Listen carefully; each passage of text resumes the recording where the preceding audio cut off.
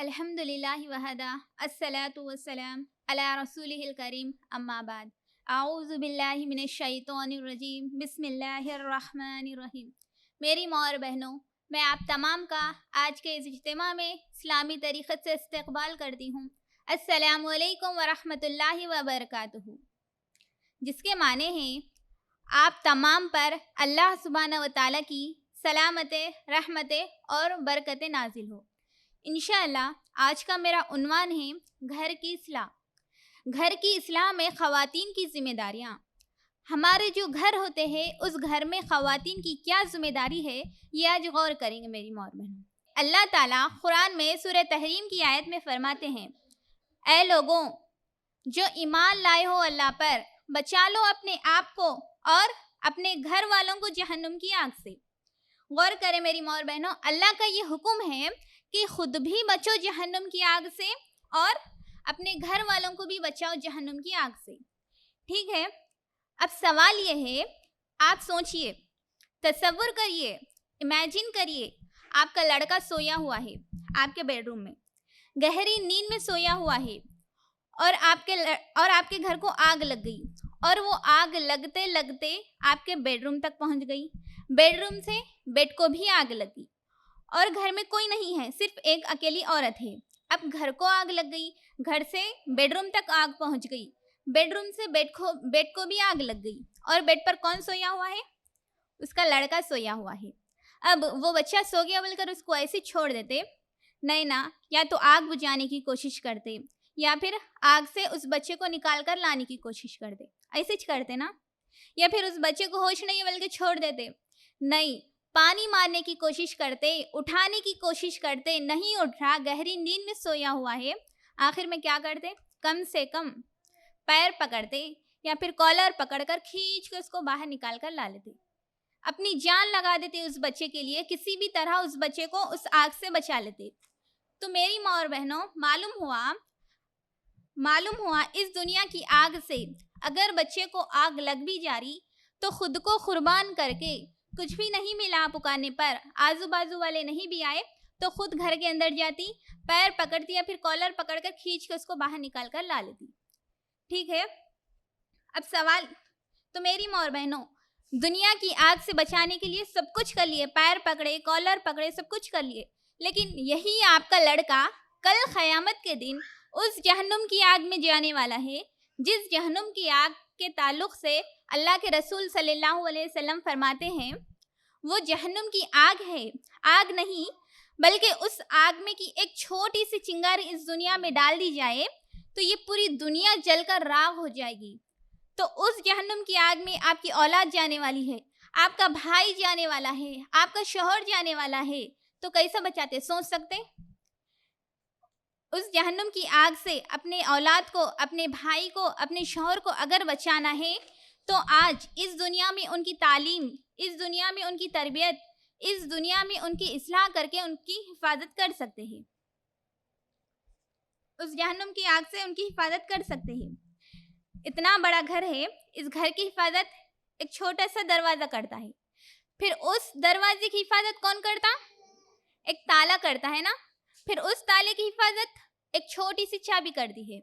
تو معلوم ہوا یہ پورے گھر کو کھول کر اندر آنا ہے عقل مندی سے، بے وقوفی سے تو کوئی بھی دروازوں کو توڑ پھوڑ کر اندر آ جاتے، اگر عقل مندی سے اندر آنا ہے تو ایک چھوٹی سی چابی سے کھول کر اندر آ سکتے۔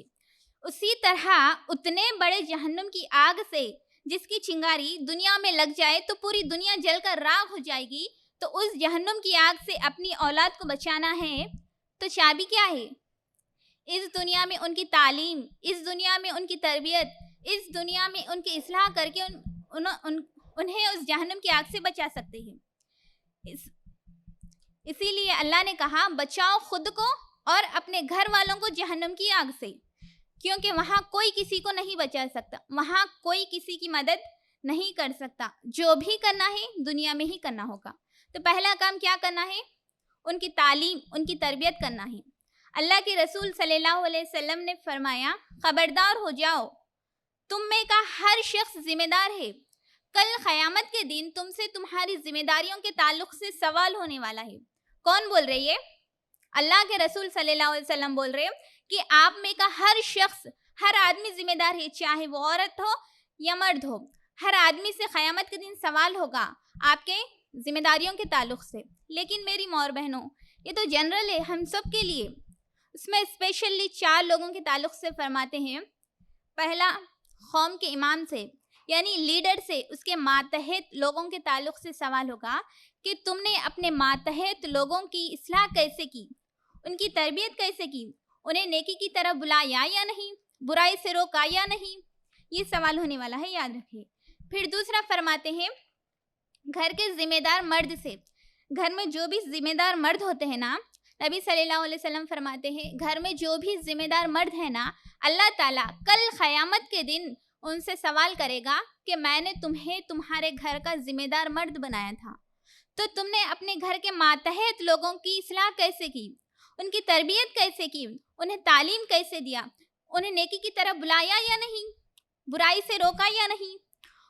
ہاں، ایک چیز کا جواب دے دیتے، اچھا کھلایا، اچھا پہنایا، ان کے لیے خوب اچھا بڑا گھر بنایا اور اچھے سے عالیشان گھرانے میں ان کی شادی کر دے دیا. اس چیز کا تو جواب دے دیتے. لیکن میری ماں اور بہنوں، یہ دنیا والوں کے لیے کام آ سکتا ہے، اللہ کے لیے نہیں. اور تیسرا سوال ہونے والا ہے، اللہ کے رسول صلی اللہ علیہ وسلم فرماتے ہیں گھر کی ذمہ دار عورت سے سوال ہوگا. یہ سوچنے کی بات ہے میری ماں اور بہنوں. اپنے پاس کیا ہے؟ عورت بولے تو 2 چیزیں، ایک گھر کا کام کرے گی، دوسرا بچے پیدا کرے گی. آج دنیا میں عورت کا مقصد یہی سمجھا جاتا ہے کہ ایک پہلا گھر کا کام کرے گی، دوسرا بچے پیدا کرے گی. نہیں، ایسا نہیں ہے. کل قیامت کے دن اللہ تعالیٰ عورت سے سوال کرے گا کہ جب گھر میں مرد نہیں تھا، کیونکہ مرد تو زیادہ گھر میں نہیں رہتے، 24 گھنٹے تو نہیں رہتے نا، کیونکہ وہ کام پر چلے جاتے ہیں. تو اللہ کے رسول صلی اللہ علیہ وسلم فرماتے ہیں قیامت کے دن گھر کی ذمہ دار عورت سے سوال ہوگا کہ تم نے اپنے گھر کے ماتحت لوگوں کی اصلاح کیسے کی، ان کی تربیت کیسے کی، انہیں تعلیم کیسے دی، انہیں نیکی کی طرف بلایا یا نہیں، برائی سے روکا یا نہیں. یہ کس سے سوال ہونے والا ہے؟ عورت سے. اور جو عورت آج یہ بولتی نا آئی میں کیا کر سکتی جی، نہیں، آپ ہی کر سکتے سب. اسی لیے اللہ کے رسول صلی اللہ علیہ وسلم نے فرمایا قیامت کے دن عورت سے سوال ہونے والا ہے. ٹھیک ہے. چوتھا فرماتے ہیں ایک غلام سے، نوکر سے اس کے مالک کے مال کے بارے میں سوال ہوگا. قیامت کے دن سوال ہوگا جو مالک جس نے جس کام پر رکھا ہے نا، تو سوال ہوگا تم نے کتنی امانت داری کے ساتھ ان کا کام کیا. یہ بھی سوال ہونے والا ہے، یاد رکھیں. لیکن میری ماں اور بہنوں، ان 4 چیزوں میں غور کرے. امپورٹنٹ سوال. تیسرا سوال کس سے ہونے والا ہے؟ عورت سے ہونے والا ہے. عورت کی ذمہ داری مرد کی ذمہ داری سے زیادہ ہے. ایک عورت 4 لوگوں کو جنت میں لے جا سکتی ہے، لیکن وہی ایک عورت 4 لوگوں کو جہنم میں بھیج سکتی ہے. ایک عورت کے ہاتھ میں ہے، وہ چاہے تو 4 لوگوں کو جنت میں بھیجے، وہ چاہے تو 4 لوگوں کو جہنم میں بھیجے. کیسے؟ دیکھیے، ایک عورت ماں کی حیثیت سے اپنے بچوں کو صحیح تعلیم دے کر، اپنے بچوں کی صحیح تربیت کر کے، اپنے بچوں کی صحیح اصلاح کر کے اپنے بچوں کو جنت میں بھیج سکتی ہے. وہی ایک عورت ماں کی حیثیت سے اپنے گھر والوں کو غلط تعلیم دے کر، اپنے گھر والوں کو غلط اصلاح کر کر، اپنے گھر والوں کی غلط تربیت کر کے اپنے گھر والوں کو جہنم میں بھیج سکتی ہے. دوسرا، یہی عورت بیوی کی حیثیت سے اپنے شوہر کو صحیح تعلیم دے کر، اپنے شوہر کی صحیح تربیت کر کے، اپنے شوہر کی صحیح اصلاح کر کے اپنے شوہر کو جنت میں بھیج سکتی ہے. یہی عورت بیوی کی حیثیت سے اپنے شوہر کو غلط تعلیم دے کر، اپنے شوہر کو غلط تربیت دے کر، اپنے شوہر کی غلط اصلاح کر کے اپنے شوہر کو جہنم میں بھیج سکتی ہے. بہن کی حیثیت سے اپنے بھائی کو صحیح تعلیم دے کر، اپنے بھائی کی صحیح تربیت کر کے، اپنے بھائی کی صحیح اصلاح کر کے اپنے بھائی کو جنت میں بھیج سکتی ہے. یہی عورت بہن کی حیثیت سے اپنے بھائی کو غلط تعلیم دے کر، اپنے بھائی کی غلط تربیت کر کے، اپنے بھائی کی غلط اصلاح کر کے اپنے بھائی کو جہنم میں بھیج سکتی ہے. تو معلوم ہوا عورت کے ہاتھ میں ہے سب. عورت چاہے تو کچھ بھی کر سکتی. ٹھیک ہے. بات کو آگے بڑھاتے ہیں. آج دیکھتے ہیں نا ہم گھروں کے حالات. باپ کے ڈرانے پر، پکارنے پر، مارنے پر بھی بیٹا باپ کی بات نہیں مانتا، بیٹا باپ کی بات سنتا ہی نہیں. لیکن माँ ज़रा घूर के क्या देख ले तो फिर उन्हें समझ जाता, सुन लेता। अगर बाप रो रो कर भी बच्चे को समझा ले तो भी बेटा नहीं सुनता, लेकिन वही माँ अगर 2 आंसू क्या बहा दे तो फिर उन्हें सुन लेता। तो मालूम क्या हुआ, बाप के डराने के बावजूद भी बेटा बाप की बात नहीं मानता, बल्कि माँ की बात सुनता है। तो बच्चे भी जो है माँ की ही सुनते। तो ये माँ होती है जो अपने बच्चों को कुछ भी कर सकती है, लेकिन वही माँ अगर दीनदार होती, वही माँ अगर तालीम याफ्ता होती, वही माँ अगर ईमान वाली होती तो अपने बच्चों पर असर कैसे पड़ता देखिए। उम्मे सुलेम रजी अल्लाह अन्हा, उम्मे सुलेम रजी अल्लाह अन्हा, उम्मे सुलेम रजी अल्लाह अन्हा कौन है? ये एक साहबिया है जो ईमान लाए थे, और इनके शौहर अबुल आस जो ईमान नहीं लाए थे। एक मर्तबा होता क्या है, अबुल आस जो है सफ़र से वापस आते हैं और देखते हैं कि उनकी बीवी उम्मे सुलेम ने इस्लाम कबूल कर लिया है। तो वो अपनी बीवी से कहते हैं कि देखो, तुम तो बिगड़ गई हो, तुम तो बेदीन हो गई हो, तुमने बाप दादा के दीन को छोड़ दिया और मोहम्मद के दीन को इख्तियार कर लिया, लेकिन याद रखो मेरे बेटे के ऊपर इसका असर नहीं पड़ने देना। कौन कह रहा है ये? बाप कह रहा है। उसी वक्त माँ कहती है अपने बेटे अनस से, अनस बेटे कहो ला इलाहा इल्लल्लाह। बेटा ला इलाहा इल्लल्लाह कहता है। बाप पुकारता है, चिल्लाता है, बेटे तुम्हारी माँ बेदीन हो गई है, तुम अपनी माँ की बातों को मत मानो। माँ दोबारा कहती है, बेटे अनस कहो ला इलाहा इल्लल्लाह। बेटा ला इलाहा इल्लल्लाह कहता है। तो मालूम हुआ बाप के लाख चाहने के बावजूद भी बेटा बाप की बात नहीं मानता, बल्कि माँ की बातों में आकर कलमा पढ़ता है। सिर्फ कलिमा नहीं पढ़ता, बल्कि उस दौर में अनस रज़ी अल्लाह अन्हु अल्लाह के रसूल सल्लल्लाहु अलैहि वसल्लम की खातिर कहीं कुर्बानियाँ दे रहे थे। तो यही वो अनस रज़ी अल्लाह अन्हु हैं जिनकी माँ उम्मे सुलेम अनस रज़ी अल्लाह अन्हु को लेकर नबी सल्लल्लाहु अलैहि वसल्लम की खिदमत में जाती और कहती कि ए अल्लाह के रसूल सल्लल्लाहु अलैहि वसल्लम, ये आपका गुलाम आपकी खिदमत में। और हदीसों में आता है कि अनस रज़ी अल्लाह अन्हु 10 साल नबी सल्लल्लाहु अलैहि वसल्लम की खिदमत में थे।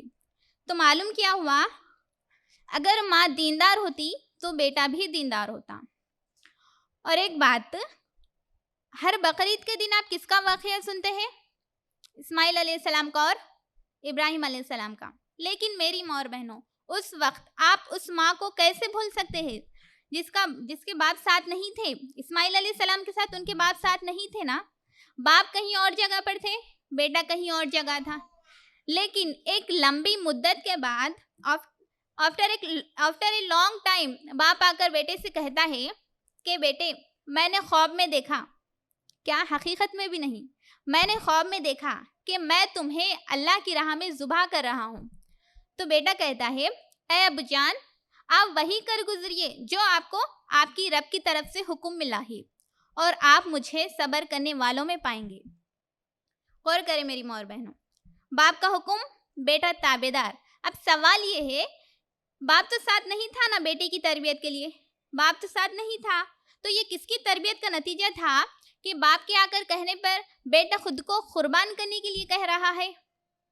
यकीनन ये माँ हाजरा अलैहिस्सलाम की तरबियत का नतीजा था। तो मालूम हुआ अगर माँ दीनदार होती और अपने बच्चों को सही तरबियत करती कि वो चाहे तो अपने आप को दीन के लिए कुर्बान करने के लिए कहता, तो ये माँ होती है जो अपने बच्चों को कुछ भी कर सकती। लेकिन वही माँ अगर दीनदार होती तो अपने बच्चों की सही तरबियत करती, अगर बेदीन होती तो गलत तरबियत करती। बच्चों को जो है वही लड़के बड़े होकर अपने माँ बाप को ओल्ड एज होम में जाकर डालेंगे। नहीं देख रहे आज जितने भी लोग अपने वालिदैन को ओल्ड एज होम में जाकर डाल रहे ना, कौन लोग हैं ये? अनएजुकेटेड लोग नहीं हैं, अनपढ़ लोग नहीं हैं, बल्कि इल्म वाले ही। दुनिया की पूरी डिग्रियां इनके पास है, बड़ी बड़ी जॉब्स इनके पास है, लाखों की कमाई है, लेकिन मेरी माँ और बहनों, लाखों की कमाई होने के बावजूद भी वो अपने वालिदैन को ओल्ड एज होम में जाकर डाल रही। ये ऑटो चलाने वाले या अनपढ़ लोग अपने माँ बाप को ओल्ड एज होम में नहीं डालते, बल्कि वो उन्हें अपने पास रखते हैं, मरे दम तक उनकी खिदमत करते हैं, ये चाहे हिंदू हो या मुसलमान हो। ये वालिदैन को ओल्ड एज होम में जाकर डालने वाले कौन लोग हैं? एजुकेटेड लोग हैं, तालीम याफ्ता लोग हैं, क्योंकि उनको दुनिया की पूरी डिग्रियां तो मिले, दुनिया की तालीम तो मिली, लेकिन दीन का इल्म नहीं मिला। अगर दीन का इल्म मिलता तो वो अपने माँ बाप की इज्जत करते, वो अपने माँ बाप को अपने पास रखते, उनकी खिदमत करते। تو معلوم کیا ہوا، اگر ماں دیندار ہوتی تو اپنے بچوں کو صحیح تعلیم دیتی۔ دوسرا، یہی عورت بیوی ہوتی تو اپنے شوہر کی اصلاح کیسے کرتی؟ دیکھیے، شوہر چاہے کتنا بڑا ظالم کیوں نہ ہو، اگر عورت دیندار ہوتی تو اپنے شوہر کی صبر کے ساتھ اصلاح کرتی۔ کس کا واقعہ ہے یہ؟ فرعون کا۔ فرعون کون تھا؟ ایک ظالم بادشاہ تھا نا، وہ اپنے آپ کو رب کہتا تھا۔ دیکھیے، فرعون نے اپنے دور میں ایک فیصلہ سنایا تھا کہ آج کے بعد کوئی بھی عورت لڑکے کو جنم نہیں دے گی، اگر کوئی عورت لڑکے کو جنم دے گی تو ہم اسے قتل کر دیں گے۔ جس وقت فرعون نے یہ فیصلہ سنایا تھا، اسی وقت موسیٰ علیہ السلام کی ماں موسیٰ علیہ السلام کو جنم دیتی ہے، اور وہ اللہ کے حکم سے موسیٰ علیہ السلام کو ایک ٹوکرے میں ڈالتی ہے اور پانی میں بہا دیتی ہے، اور وہ ٹوکرا اللہ کے حکم سے فرعون کے دربار میں جا کر پہنچتا ہے، اور وہاں فرعون کی بیوی آسیہ رہتی ہے۔ جیسے ہی آسیہ اس ٹوکرے کو دیکھتی ہے تو بچے کو باہر نکالتی ہے، اتنے میں فرعون وہاں آتا ہے اور کہتا ہے اپنی بیوی سے کہ ہمیں اس بچے کو قتل کرنا ہے۔ غور کرے، بیوی کہتی ہے کہ اجی سنو، اپنے کو اولاد نہیں ہے نا، کیوں نہ ہم اس بچے کو پال لے، ہو سکتا ہے یہ ہماری آنکھوں کی ٹھنڈک بنے، کیونکہ فرعون کو اولاد نہیں تھی۔ بیوی کہتی ہے کیوں نہ ہم اس بچے کو پال لیں، ہو سکتا ہے یہ ہماری آنکھوں کی ٹھنڈک بنے۔ جو شوہر سارے لوگوں کو یہ حکم دیا تھا کہ اگر کوئی عورت لڑکے کو جنم دے گی تو ہم اس سے قتل کر دیں گے، وہی شوہر اپنی بیوی کی باتوں میں آ کر اسی موسیٰ علیہ السلام کی پرورش کرنے لگتا ہے۔ سوچو آپ، شوہر اتنا ظالم ہے، لیکن آج کی ہماری عورتیں جن کے پاس دین کا علم نہیں ہے، دنیا کی ڈگریاں تو بہت ہے، دنیا کا علم تو بہت ہے، لیکن دین کا علم نہ ہونے کا نقصان کیا ہو رہا ہے؟ آج شادی کے وقت ماں باپ کیا سوچتے کہ شادی کے بعد میری لڑکی کو کوئی پرابلم نہیں آنا، کوئی تکلیف نہیں آنا، یہ سوچ کر آج ماں باپ اپنی بچی کو لاکھوں کا جہیز دیتے ہیں، لاکھوں کی شادی کرتے ہیں، بڑے سے فنکشن ہال میں کہیں لوگوں کو بلاتے ہیں، بہت سے پکوان بناتے ہیں، ایک بڑی سی دعوت کرتے ہیں۔ اتنا ہی نہیں، شادی سے پہلے لڑکی کو دنیا کی بہت سی ڈگریاں دلاتے ہیں، دنیا کی بہت سی تعلیم دیتے ہیں، کیونکہ رشتہ اچھا آئے، شادی کے بعد کوئی پرابلم نہیں ہونا۔ لیکن میری ماں اور بہنوں، اتنے لاکھ خرچ کرنے کے باوجود بھی، دنیا کی اتنی تعلیم دینے کے باوجود بھی آپ کے گھر کا، آپ کے خاندان کا اور آج کے معاشرے کا حال دیکھ لو۔ آج جتنی شادیاں ہو رہی ہیں نا، اتنی شادیاں نہیں ٹوٹ رہی، سالوں سال نہیں ہوتے، مہینے مہینے نہیں ہوتے، خلا اور طلاق کی نوبت آتی ہے، لڑائی کی نوبت آتی ہے۔ 60 to 70% گھروں میں شوہر بیوی کے جھگڑے ہیں، شوہر بیوی دونوں ایک گھر میں ہیں، لیکن دلوں میں نفرتیں ہیں۔ سوال یہ ہے کیوں ہو رہا ہے ایسا؟ کیونکہ آپ اس لڑکی کو دنیا کی ڈگریاں تو دے دیے، دنیا کی تعلیم تو دے دیے، لیکن اس لڑکی کو وہ تعلیم نہیں ملی، اس لڑکی کو وہ اصلاح نہیں ملی، اس لڑکی کو وہ تربیت نہیں ملی جس تعلیم کے ذریعے وہ اپنے شوہر کی قدر کرے، جس تعلیم کے ذریعے وہ اپنے شوہر کی عزت کرے، اپنے سسرال والوں کا خیال کرے۔ یہ تعلیم نہیں ملی۔ ورنہ بتاؤ میری ماں اور بہنوں، یہ فارمولا آپ کو کہاں ملے گا؟ کون سی ڈگری میں ملے گا؟ اگر کسی کا شوہر اس کی بیوی سے ناراض ہو جائے اور ایک رات گزر جائے تو فرشتے اس عورت پر لعنت بھیجتے ہیں۔ اگر کسی کا شوہر اس کی بیوی سے ناراض ہو جائے، اسی طرح ایک رات گزر جائے، بیوی جو ہے شوہر کو راضی نہیں کر لی، ایک رات گزر گئی، تو فرشتے اس عورت پر لعنت بھیجتے ہیں، اور اگر دونوں میں سے کسی کا انتقال ہو جائے تو وہ عورت جہنم میں جائے گی۔ اگر یہ فارمولا کسی عورت کو معلوم ہوتا تو کیا وہ اپنے شوہر کو ستاتی، اپنے شوہر کو پریشان کرتی؟ نہیں۔ اب یہ فارمولا ملے گا کہاں آپ کو؟ کون سی ڈگری میں ملے گا؟ اس فارمولے کے لیے آپ کو قرآن اور حدیث کھولنا ہوگا، دین کا علم حاصل کرنا ہوگا۔ بدقسمتی سے یہ تعلیم نہیں دیتے لڑکیوں کو۔ نتیجہ کیا ہوا؟ آج جتنی شادیاں ہو رہی ہے اتنی شادیاں ٹوٹ رہی ہے۔ لیکن یہی عورت دیندار ہوتی، یہی بیوی اگر تعلیم یافتہ ہوتی تو اپنے شوہر کی اصلاح کرتی۔ تیسرا، یہی عورت بیٹی ہوتی تو اپنے باپ کی اصلاح کیسے کرتی؟ دیکھیے، یہی اللہ کے رسول صلی اللہ علیہ وسلم کا واقعہ ہے۔ نبی صلی اللہ علیہ وسلم جب دین کا کام کر رہے تھے، جب دعوت کا کام کر رہے تھے، تو لوگ انہیں پھولا نہیں پہنا رہے تھے، الٹا گالیاں دے رہے تھے، تانے دے رہے تھے، تہمتیں لگا رہے تھے. کوئی نبی صلی اللہ علیہ وسلم کے اوپر کچرا لا کر ڈال رہا تھا تو کوئی پتھروں سے مار رہے تھے، دیوانہ کہہ رہے تھے. جب بھی نبی صلی اللہ علیہ وسلم گھر سے باہر نکلتے تو واپس خیریت سے آنے کی گارنٹی نہیں تھی، کیونکہ لوگوں کے گالیاں سننا، تانے سننا، کوئی پتھروں سے مار رہے، کوئی کچرا لا کر ڈال رہے. جب بھی نبی صلی اللہ علیہ وسلم گھر پر آتے تو بیٹی فاطمہ اپنے باپ کو سمجھاتی ہے، اطمینان دلاتی ہے. آج کی اپنی عورتوں کی طرح نہیں، کئی کو تو بھی کر رہی چاہیے بیکار کے کام، کیا کرنے کی ضرورت ہے آپ کو؟ دوسرے لوگ ہیں نا، انہوں کر لیتے. لوگ تمہاری قدر بھی نہیں کر رہے، عزت بھی نہیں کر رہے، الٹا گالیاں دے رہے. یہ جو بولتے نا آج نماز پڑھ رہے نا بس سے، یہ جو بولتے نا آج اگر کوئی دین کا کام کر رہے، کوئی دعوت کا کام کر رہے، یہ جو بولتے. لیکن بیٹی ایسا نہیں کر رہی. جب بھی باپ گھر پر آتے ہیں تو باپ کے اوپر سر پر کچرا رہا تو اس کچرے کو ہٹاتی ہے، سر کی صفائی کرتی ہے اور اپنے باپ کو سمجھاتی ہے، اطمینان دلاتی ہے کہ اے ابو پریشان مت ہوئیے. یہ جو لوگ آپ کے ساتھ عمل کر رہے ہیں نا، یہ نہیں جانتے آپ کا مرتبہ کیا ہے، یہ نہیں جانتے آپ کا مقام کیا ہے. اپنے باپ کو تسلی دیتی ہے، اطمینان دلاتی ہے اور پھر اپنے باپ کو دین کے کام کے لیے آگے بھیجتی ہے. تو معلوم کیا ہوا؟ اگر عورت کی اصلاح ہوئی تو گھر کی اصلاح ہوئی، اگر عورت کی اصلاح نہیں ہوئی تو گھر کی اصلاح کا سوچیے بھی مت آپ. چوتھا، یہی عورت بہن ہوتی تو بھائی کی اصلاح کیسے کرتی؟ دیکھیے، عمر رضی اللہ عنہ کا واقعہ ہے. کب کا واقعہ ہے؟ جب عمر ایمان نہیں لائے تھے، اسلام قبول نہیں کرے تھے. عمر رضی اللہ عنہ اسلام لانے کے بعد جس طرح اسلام کی خاطر جنگ کرتے تھے نا، وہ اسلام نہیں لانے سے پہلے وہ نبی صلی اللہ علیہ وسلم کو قتل کرنے کے لیے جا رہے تھے. اسلام نہیں لائے تھے، وہ دیکھ رہے تھے کہ نبی صلی اللہ علیہ وسلم کی وجہ سے بہت سارے اسلام قبول کر لے رہے. اور عمر اتنے ظالم تھے نا اسلام نہیں لانے سے پہلے کہ ان کے ظلم سے شیطان بھی ڈرتا تھا. سوچو آپ کیسے تھے ہوں گے انہوں. اور اسلام لانے کے بعد عمر رضی اللہ عنہ اتنے دیندار، اتنے تقوی والے ہو گئے کہ انہوں ایک گلی میں جاتے تو شیطان اس گلی میں نہیں جاتا، شیطان بھی جو ہے ڈرتا تھا ان سے. جب عمر اسلام نہیں لائے تھے، اسلام قبول نہیں کرے تھے، تو وہ نبی صلی اللہ علیہ وسلم کو قتل کرنے کے لیے جا رہے تھے. جیسے ہی رستے سے جا رہے تھے تو ایک صحابی نے دیکھا اور کہا کہ اے عمر کہاں جا رہے ہو اتنے غصے میں؟ تو عمر کہتے ہیں کہ آج عمر کی تلوار سے محمد کی گردن کٹنے والی ہے. تو وہ صحابی کہتے ہیں کہ اے عمر ہم نے سنا ہے کہ آپ کی بہن جو ہے انہوں نے اسلام قبول کر لیا، محمد کے دین کو قبول کر لیا. تو وہی عمر جو نبی صلی اللہ علیہ وسلم کو قتل کرنے کے لیے جا رہے تھے نا، اسی غصے میں وہ اپنی بہن کے پاس جاتے ہیں، جا کر گھر کا دروازہ کھٹکھٹاتے ہیں تو بہن آ کر دروازہ کھولتی ہے.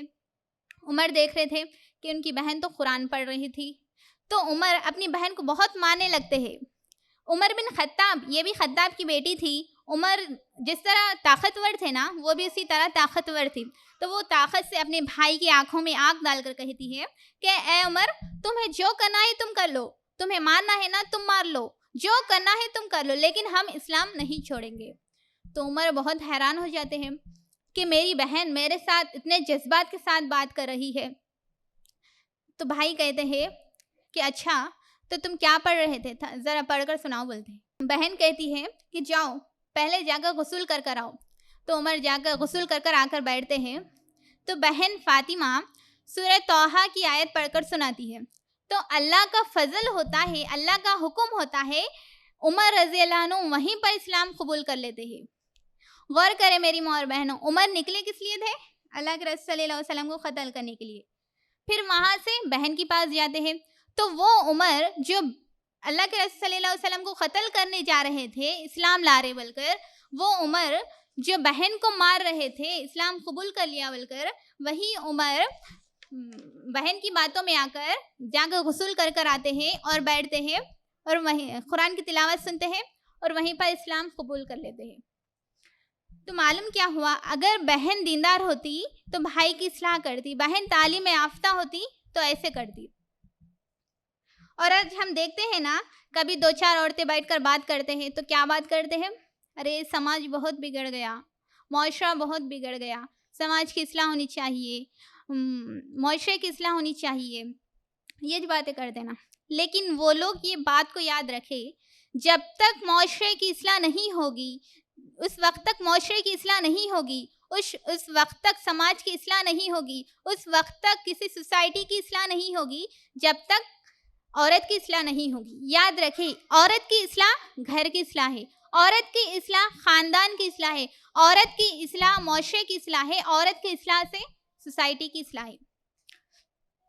آخر میں اللہ سے دعا ہے، اللہ ہم سب کو کہنے سننے سے زیادہ عمل کرنے کی توفیق عطا فرمائے. وآخر دعوانا ان الحمد للہ رب العالمین.